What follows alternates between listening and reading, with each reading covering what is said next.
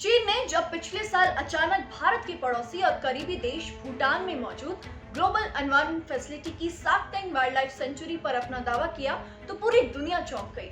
चीन के इस दावे पर भूटान ने भी आपत्ति जताई थी। पिछले साल ही चीन ने भूटान के साथ विवादित क्षेत्र में एक गांव बसाकर भूटान के साथ अपने सीमा विवाद को और भड़का दिया था। इसी बीच एलएसी पर लद्दाख में भारत की जमीन पर भी चीन ने कब्जा जमाना चाहा। अभी भारत के साथ चीन का सीमा विवाद सही से सुलझा नहीं है। उधर भूटान चीन सीमा विवाद को सुलझाने पर भी चर्चाएं तेज हो गई हैं। नमस्कार, मैं हूं वर्तिका और आज बात भूटान पर चीन की चालाकियों की। साथ ही आपको बताएंगे कि भूटान भारत के लिए कितना अहम है और छोटे देशों को दबाने के लिए अपना दम आजमाने वाले चीन के नापाक इरादे कैसे भूटान में भूचाल लाने की तैयारी कर रहे हैं। भूटान और चीन ने 1984 में सीमा विवाद पर बातचीत शुरू की थी। 1988 में सीमा विवाद को सुलझाने के लिए भूटान और चाइना ने गाइडिंग प्रिंसिपल्स पर साइन किए थे। इसके करीब 10 साल बाद जाकर भूटान और चीन ने सीमा के इलाकों में शांति और सौहार्द बनाए रखने के लिए एक समझौते पर हस्ताक्षर किए थे।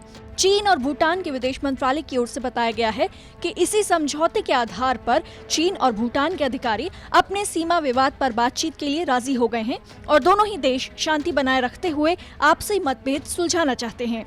भारत और चीन जहां अपनी 3,488 किलोमीटर लंबी लाइन ऑफ एक्चुअल कंट्रोल पर जारी विवाद को सुलझाने के लिए लगभग 22 दौर की बातचीत कर चुके हैं, वहीं भूटान की चीन के साथ 400 किलोमीटर लंबी सीमा है और भूटान और चीन अपने सीमा विवाद को सुलझाने के लिए 24 दौर की बातचीत कर चुके हैं।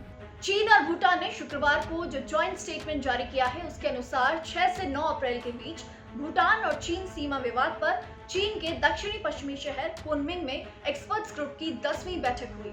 चीन और भूटान ने बताया है कि ये एक्सपर्ट्स ग्रुप की मीटिंग काफी अच्छी और गर्मजोशी के माहौल में हुई।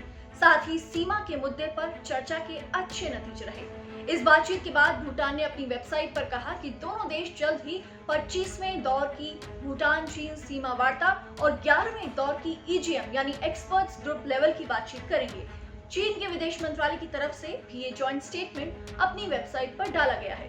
लेकिन ये जो बयान इतना सीधा दिख रहा है उसकी बारीकियां उतनी ही पेचीदगियों से भरी हुई हैं। चीन का कहना है कि वो अब तक 12 दूसरे देशों के साथ सीमा विवाद सुलझा चुका है, लेकिन भूटान और भारत के साथ चीन का सीमा विवाद सुलझना अभी बाकी है। भूटान के चीन के साथ अब तक सीधे राजनयिक संबंध नहीं है, लेकिन दोनों देशों के नेता एक दूसरे के यहाँ आते जाते रहते हैं। दूसरी तरफ भूटान जो भारत और चीन जैसे दो बड़े देशों के बीच हिमालय के इलाके में मौजूद है, अब तक भारत के करीब रहा है, लेकिन चीन और भारत के बीच होना भूटान के लिए काफी पेचीदा स्थिति पैदा कर रहा है। भूटान के पास सीमित आर्थिक और सैनिक क्षमताएं हैं, लेकिन ऐसा लगता है कि वो भूटान जो कभी औपनिवेशिक ताकतों के अधीन नहीं आया और दो विश्व युद्ध और शीत युद्ध के प्रभाव से बचा रहा, वह भूटान अब भारत और चीन के बीच तनाव की गर्मी झेल रहा है। हाल ही में भूटान की चीन के साथ जो बातचीत हुई उसमें भूटान का नेतृत्व कर रहे थे लीथो तोपधेन तांगबी, जो इंटरनेशनल बाउंड्रीज के सेक्रेटरी हैं, और चीन की तरफ से डेलीगेशन को होंग लियांग ने लीड किया, जो चीन के विदेश मंत्रालय के लिए director general of department of boundary and ocean affair हैं। इस बैठक में साक्टेंग सेंचुरी और बाकी सीमा विवाद के मुद्दों पर चर्चा हुई। पिछले साल जब चीन ने साक्टेंग पर कब्जा जमाने की कोशिश की थी, तब ग्लोबल एनवायरनमेंट फैसिलिटी भूटान को वर्ल्ड बैंक में रिप्रेजेंटेशन देने वाली अधिकारी अपर्णा सुब्रमण्य ने साफ तौर पर चीन के दावे को खारिज कर दिया था। लेकिन चीन ने अभी तक साक्टेंग सेंचुरी पर अपना दावा बरकरार रखा है। चीन के विदेश मंत्रालय के प्रवक्ता वांग वेनबिन ने एक मीडिया ब्रीफिंग में कहा कि भूटान और चीन के बीच सीमा निर्धारित अभी नहीं हुई है और भूटान के मध्य पूर्वी और पश्चिमी इलाकों को लेकर सीमा विवाद बना हुआ है। अब भूटान को सीमा विवाद सुलझाने के लिए चीन एक पैकेज का लालच भी दे रहा है। भूटान के पास सीमित आर्थिक और सैनिक क्षमताएं हैं। भूटान और भारत के संबंध आपसी समझ पर आधारित हैं और भूटान कूटनीतिक और सामरिक नजरिए से भारत के लिए काफी अहम है। भारत ने ही भूटान में संसदीय लोकतंत्र की शुरुआत करवाई है। भूटान भारत के उस चिकन नेक कॉरिडोर के पास है जो भारत के लिए बेहद अहम है, जहां से नेपाल और बांग्लादेश मौजूद हैं। तिब्बत की हालत देखकर पहले ही भूटान चौकन्ना हो गया था और उसने अब तक चीन के साथ एक एक कदम फूंक फूंक कर रखा है। भूटान और चीन के बीच जो समझौता हुआ था उसमें चीन ने भूटान की संप्रभुता और स्वतंत्रता के दर्जे को स्वीकार किया था। इस समझौते के अनुसार चीन को भूटान को बराबरी का दर्जा देना था और चीन की तरफ से इस बात की पुष्टि की गई थी कि वो भूटान की क्षेत्रीय अखंडता, संप्रभुता और स्वतंत्रता का पूर्ण तरीके से सम्मान करेगा। दोनों पक्ष इस बात पर तैयार हुए थे कि वो शांतिपूर्ण सह अस्तित्व के 5 सिद्धांतों के आधार पर मित्रता और अच्छे पड़ोसी के रूप में सहयोगात्मक संबंधों को बनाएंगे। साथ ही 1959 से पहले की भूटान चीन सीमा की स्थिति को स्वीकार रखने पर भी मंजूरी थी।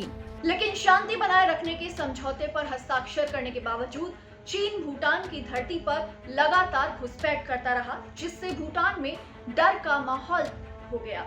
चीन साल 2004 और 2009 में भी भूटान में विवादित सड़क बना चुका है, विवादित निर्माण कर चुका है और चीन ने काफी बार भूटान चीन सीमा पर भूटान की शाही सेना की चौकियों पर घुसपैठ करने की कोशिश भी की है। अभी तक जो भूटान चीन की बातचीत हुई है उसमें फील्ड सर्वे, साझा रिपोर्ट और शांति से हल निकालने पर बात हुई है। लेकिन अभी हाल ही में जब चीन और नेपाल की नजदीकियां बढ़ रही हैं और चीन और नेपाल के बीच में सामरिक और व्यापारिक तौर पर भी बातचीत बढ़ी है, तो चीन अपने पूर्वी तट से भी सामरिक चुनौतियों का सामना कर रहा है। ऐसे में भूटान और चीन की बढ़ती नजदीकियों पर भारत को बहुत गौर से नजर रखनी होगी। भारत अक्सर कहता रहा है कि ये भूटान पर है कि वो चीन के साथ अपने शक्ति संतुलन को कैसे बनाता है, अपने रिश्तों को कैसे रखता है। लेकिन निश्चित तौर पर आने वाले समय में अगर भूटान पर चीन का प्रभाव पड़ता है तो ये भारत के लिए चिंता की बात होगी।